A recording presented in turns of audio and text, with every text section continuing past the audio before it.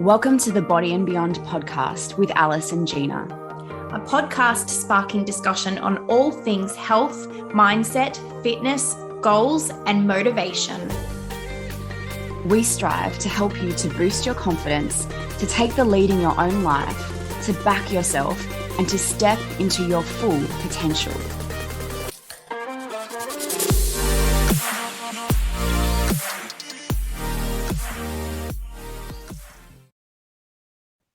Body and Beyond is proudly sponsored by The Seed Cycle. The Seed Cycle is a beautiful female-founded Australian company. Seed cycling is a natural methodology that you can use to support your menstruation and your ovulation, and it can even be used to support your hormones through perimenopause and menopause. If you'd like 50% off your first month subscription, use the code BODYANDBEYOND at the Seed Cycle website www.theseedcycle.com.au. Good morning, everyone, and welcome to the Body and Beyond podcast. Alice is here. She actually is in Canberra today, so that's exciting. I am in Canberra. Hello, everyone. And we are joined today by the lovely Megan Dryden. Now, Megan is the founder of The Organised Life. She's actually a professional organizer from the Sydney Northern Beaches. So welcome, Megs. Thanks for coming. Thank you. So excited to be here. Yeah, and we're going to talk today, obviously, about everything that you do when it comes to organization, decluttering, and supporting people with, I guess, sorting out their homes and getting everything organized, and really as well the effects that can have on mental health and the psychology of decluttering and organization. Yeah, no, definitely. So I started the business now probably about 5 years ago. 5 years ago in March, and we work with definitely a variety of different clients, and a lot of them that come to us, we do see that their mental health, they do struggle with that because of the way that they're living. Yeah. What's that? Elaborate for us. Yeah, okay. So there's been a lot of studies done to prove that, if we are living in a cluttered environment, it does play a really big role and a really big impact on, our day-to-day activities and the day-to-day things that we do. So, they always say like an organized life is an organized mind. Yeah. I can't wait to dive into that. And so how did you get into this industry in the first place? So, really good question. So 5 years ago, I was actually nannying for a family, and the kids had gone to school. I was just at home during the days, and, I found myself quite bored. So I actually started organizing their house, and the mom would come home and she'd see that I had reorganized the pantry or organized the wardrobe. And she had said to me, people actually pay for this service.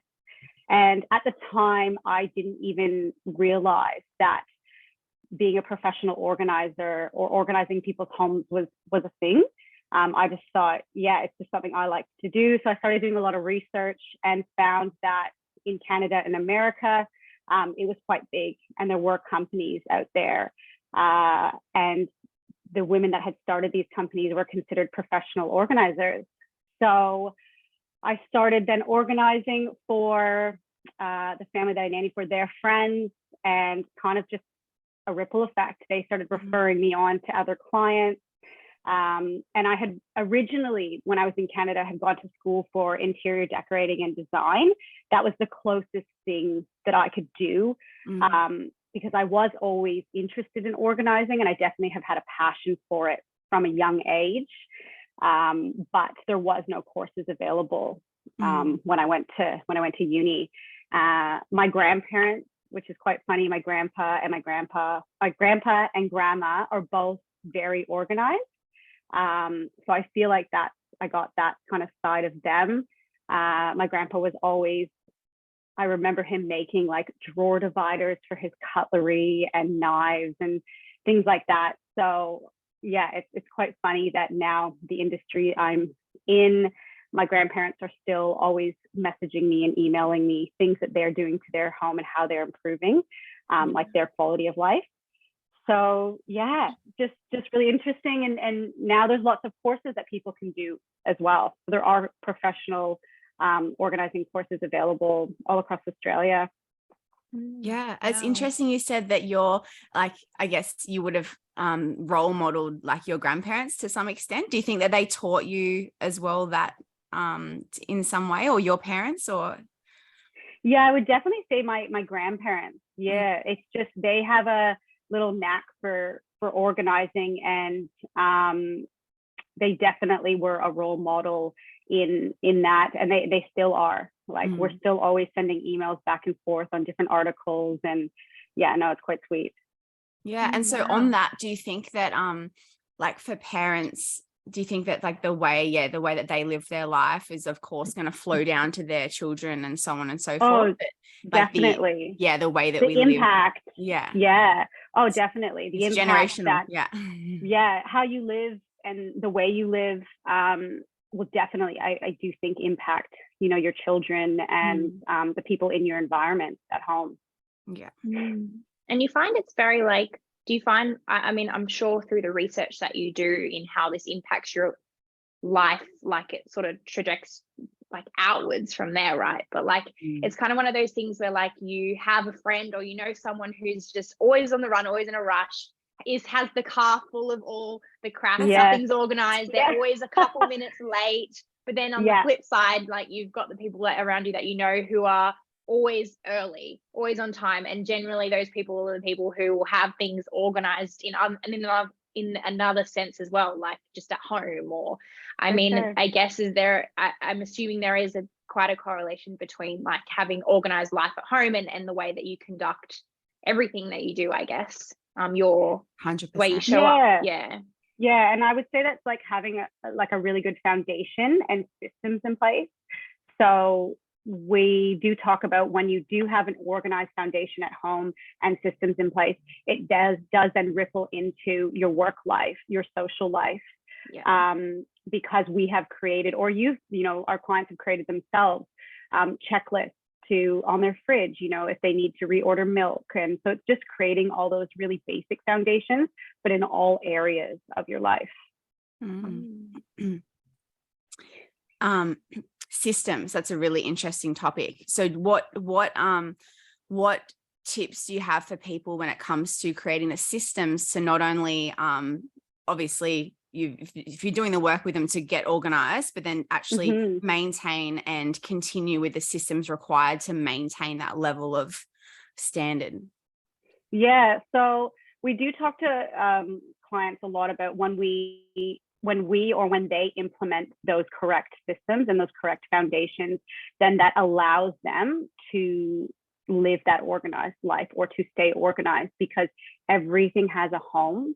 Everything is labeled. So we're really big on labels, because once you have put a label on something, that is creating like a designated home. So, I have an area in our house for batteries for light bulbs. So my husband can never ask me where the batteries are or where the light bulbs are, because it's all labeled. It's obvious. It's obvious. Yeah. So we do talk a lot about creating, those correct foundations and the correct systems. And if clients can't do that on their own, then they outsource and they hire an organizing service. Professional. And so like, what does that look like? Do you go in for a consultation and then you like charge by the hour, or is it like a job? Like, how does that work from if someone wants to work with a professional organizer like yourself? Yeah, so how we do it is if we get an inquiry through email, through Instagram, we then book them in for a free discovery call to learn more about them, so they can learn about us, and to just see if we're a good match. So once we've done our discovery call, we'll ask them some questions, and a lot of times they are like quite personal questions, because we do need to dive in and learn about them, the way they live, and we do actually ask for some photos and videos prior to our discovery call, so that we can see that the way that they're living, and then we discuss the certain areas that they want to work on. A lot of times people are quite embarrassed, I'd say, to send across those photos or videos, but there's no judgment. It's just so that we can see the true and raw space. Yeah. And then work out a plan. So after we've done the discovery call, we then book in our first, we call it phase one.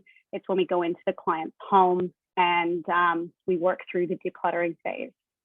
So yeah, yeah. I was going to ask, have you ever dealt with the level of like hoarding, like when you see people Like the TV shows? Yeah, that's what's going through my head. That's a really good one. So that is why we do the discovery call and we get the photos, because hoarding is actually something that we don't specialize in, because I don't have a psychology background. But there are certain organizers that do, and they have done a psychology background, or they have a psychologist they work with, because that's something that's a bit more extreme cases. So we are more just dealing with the day-to-day families, busy moms, busy lives, people running their own businesses, and they just don't have the correct systems and the foundations. So then we help implement that. But yeah, no, we don't specialize in hoarding. So could you give us a little more of an understanding about how decluttering has an impact on mental health and productivity? Yeah. So you know what? The impact is very similar to exercise. So we always, when we work with clients, you see right when we go in and we do like a decluttering session, we can see that their mood changes instantly.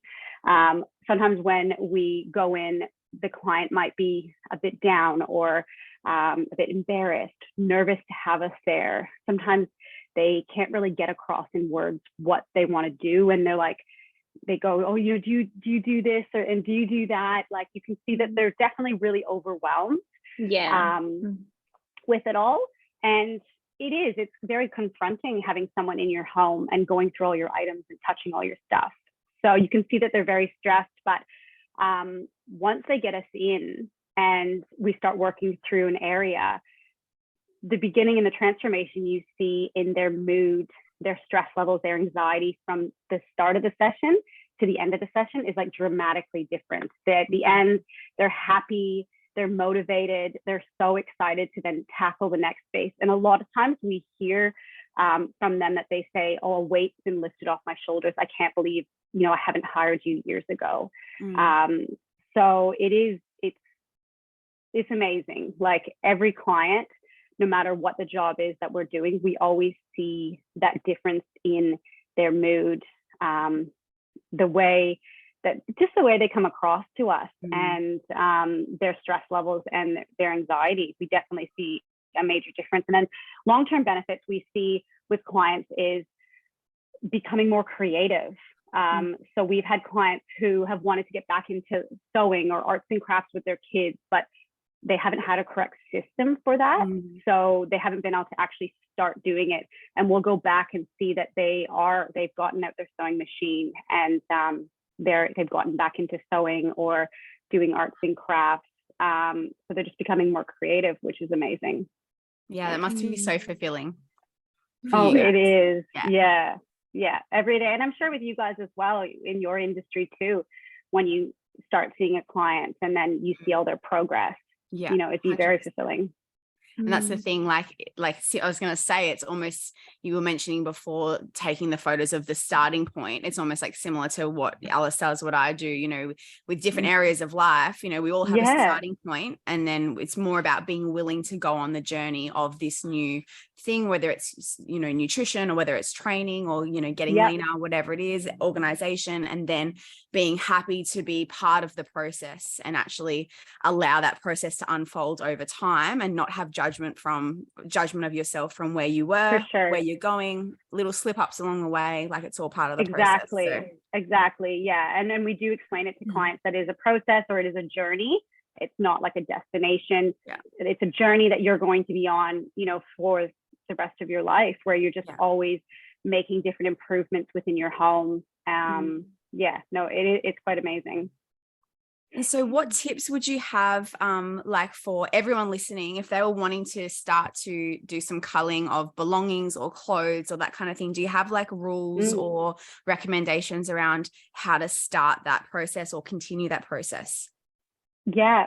So the main thing is, the hardest part is getting started, right? So with anything, if we're wanting to do meal prep or go to the gym, we book that into our diary and we make time for it. So it's the same with organizing. If someone's wanting to do it themselves at home, it's booking that time into your diary. So if it's 30 minutes, if it's an hour, to tackle that junk drawer in your kitchen or tackle, part of your wardrobe.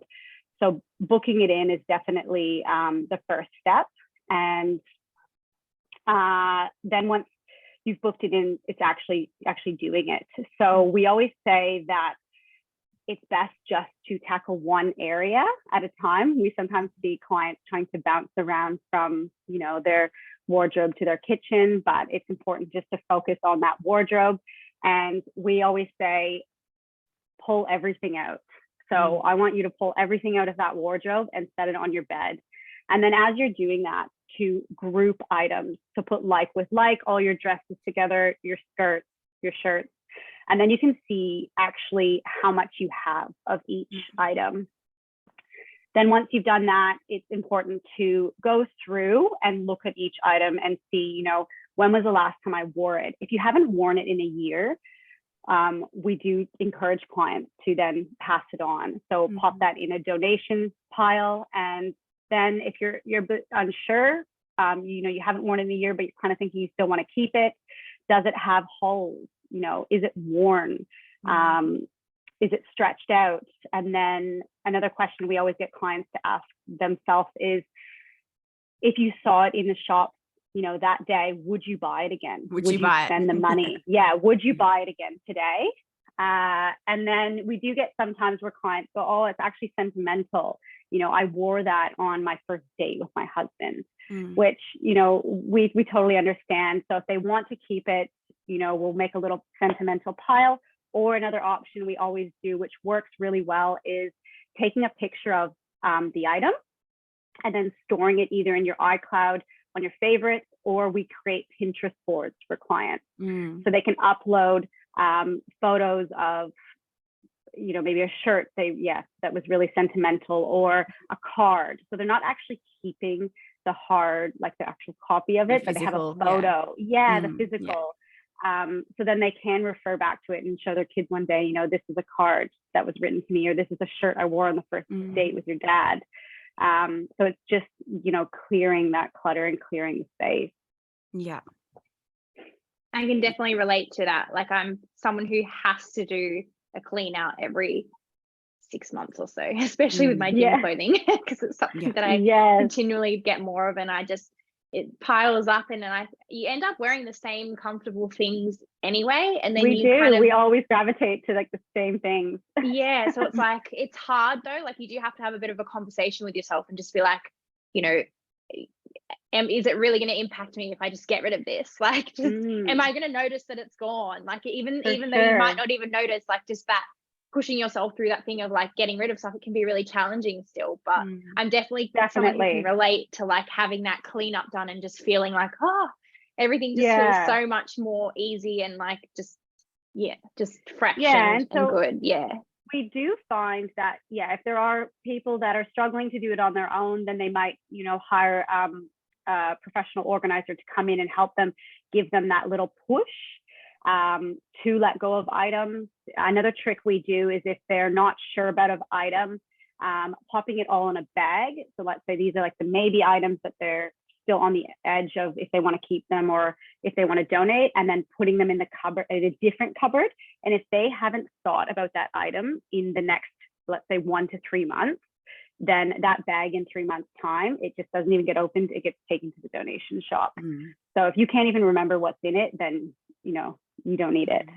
Yes, if clients are struggling to do the decluttering phase on their own, then they can hire a service like ours that allows them to give that like extra little push. So helping them create those groups, deciding what they want to keep. Sometimes clients will try on outfits in front of us and ask for our personal opinion on if they think they should keep an item, and just working through that with them. So, as you guys would see, if people find that they can't do the exercise on their own, then they hire a personal trainer because they need that extra support. That's same with organizing. Sometimes clients feel they need that extra support. So then they hire us to work one-on-one, or depending on the area and depending on the home, sometimes there'll be 2 organizers or 3 of us.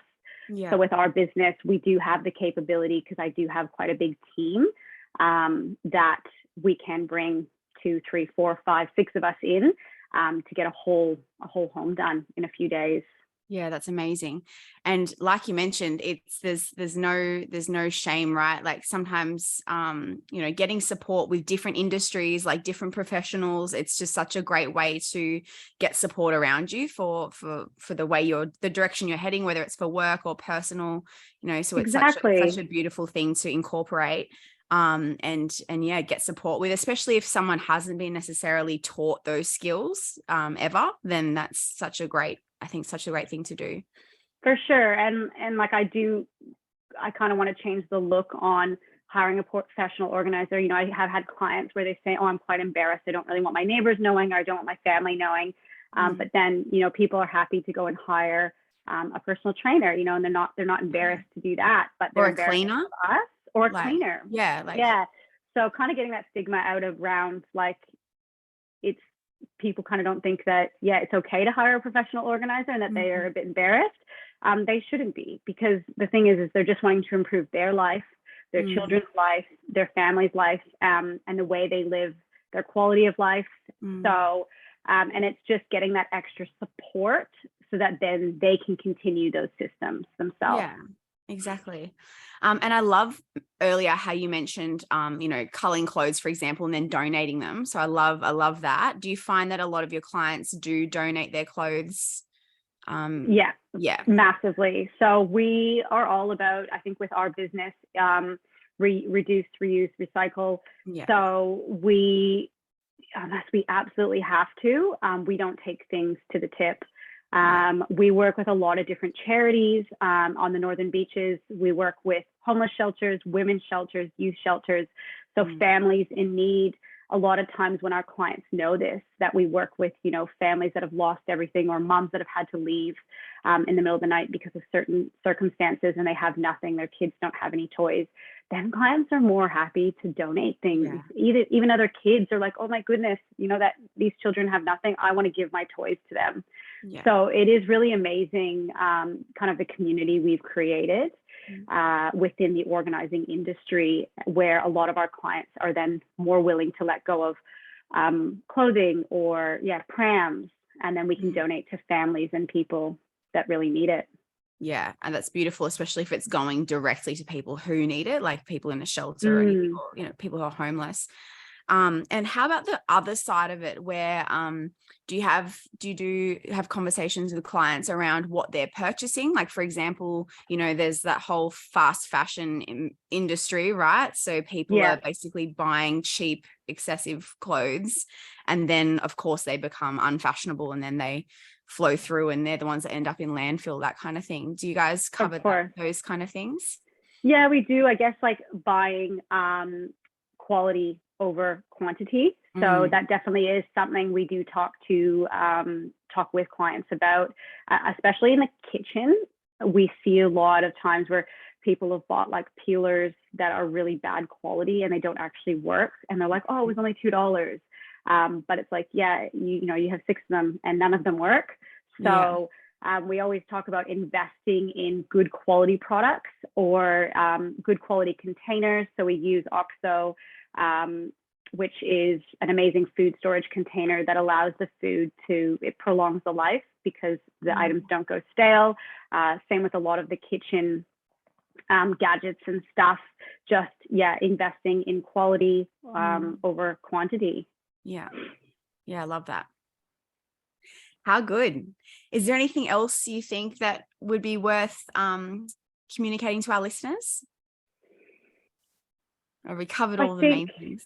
Yeah, we've covered all the main things. I think, yeah, if you're looking to start on like an organizing journey, it's definitely just taking the first step and starting in one area, because once you find that you've started that one area, you're going to be really inspired to then continue doing the rest of your home or the rest of your office. Yeah. Yeah.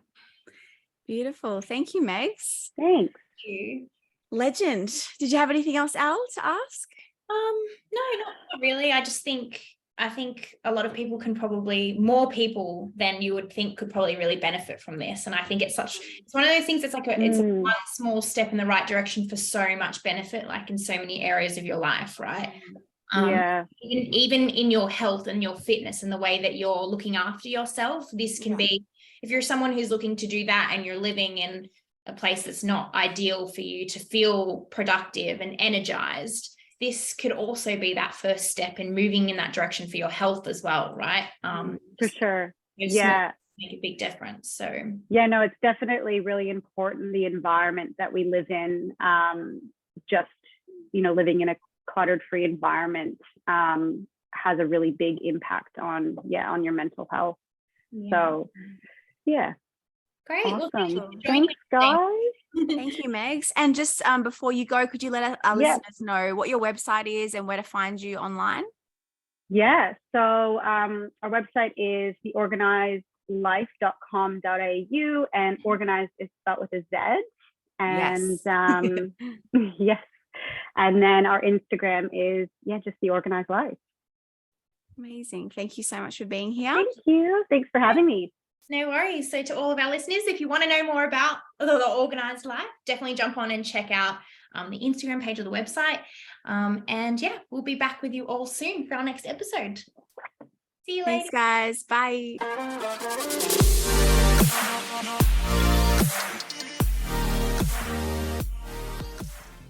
The Body and Beyond podcast is for information purposes only. This podcast does not constitute advice or services, and the statements and views of the hosts and guests are not medical advice. The information provided should not be used for treatment or diagnosis purposes. Please discuss any information from this podcast with your healthcare professional before making any changes to your lifestyle.